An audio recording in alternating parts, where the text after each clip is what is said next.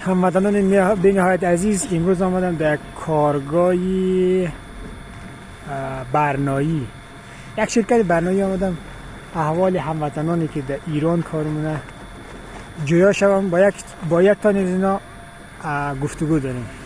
خود معرفی نمایید. سید رحول هستم از ولایت دایکنی. خب رحول جان، چند وقت میشه ایران آمده؟ دو ماه. دو ماه میشه. خب پیش از این در افغانستان چی کار می‌کردی؟ مکتب نرفتم ژاپن ما. چقدر مکتب خوانده؟ تا صنف 4 5. تا صنف 4 و 5 خوانده. چرا ایران آمدی؟ چی باعث شد که بیای ایران؟ افغانستان بیکاری بود دیگه، نشد.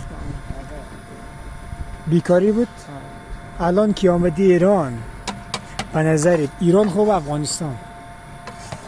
بازم هم ایران خوبه دیگه. افغانستان چی خوبیایی داره در ایران؟ چی خوبی داره؟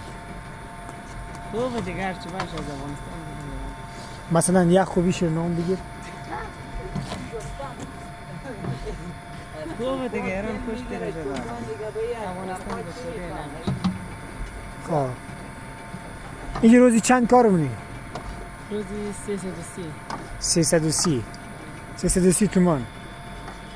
به نظر پول کافی است برای شما؟ این پولی که برای شما میدن آیا این پول کافی است؟ است دیگه، کم چون دیگه. یعنی خوبه به نظرت؟ خوبه دیگه. از بیکاری کده؟ بیکاری کده خوبه. چی گفتنی داری برای مردم افغانستان، کسایی که میخواد بیاید ایران؟